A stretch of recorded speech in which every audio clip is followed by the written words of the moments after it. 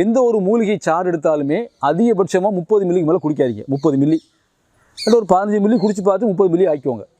அது மாதிரி மூலிகை பொடி சாப்பிட்றதா இருந்தால் அதிகபட்சமாக 2 முதல் 3 கிராம். அது என்ன மூலிகை எப்படினாலும் சரி, அதுக்கு மேலே அந்த மூலிகை எப்படி நீங்கள் சாப்பிட வேண்டாம். 2 முதல் 3 கிராம், ஏறக்குறைய அரை டீஸ்பூன் வரும். ஒரு டீஸ்பூன் கொடுத்தது 5 கிராம்.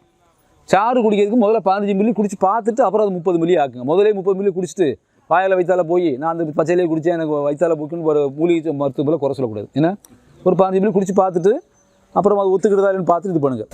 நாகமல்லி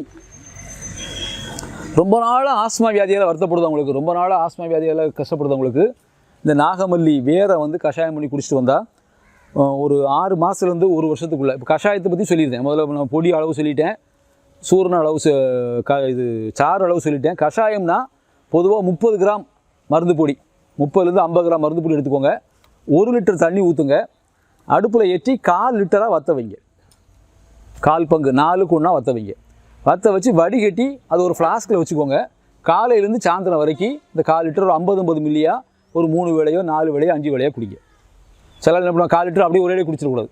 ஏன்னா பழைய காலத்தில் பார்த்தீங்கன்னா அடுப்பு வீடுகளில் அடுப்பு இருக்கும். அடுப்பு கொடி அடுப்பு கேள்விப்பட்டிருக்கீங்களா? சைடில் இருக்கும். கேஸில் வைக்க முடியுமா? கொடி கேஸ் வைக்க முடியாதுன்னா அதனால் சிம்மில் தான் வைக்கணும். இந்த கொடி அடுப்பு எதுக்குன்னு கேட்டிங்கன்னா இந்த கஷாயத்தை வற்ற வைக்கிறது தான் கொடி அடுப்பு போட்டு வச்சுருக்காங்க பழைய காலத்தில். சன்னமாக தீயரியும் கஷாயம் அடுப்பில் இருக்கும், சாயந்தரம் வரை கெட்டு போகாது. இப்போ அந்த மாதிரி அமைப்பு இல்லாத காரணத்தினால நீ கஷாயங்களை ஃப்ளாஸ்கில் ஊற்றி வச்சுக்கோங்க.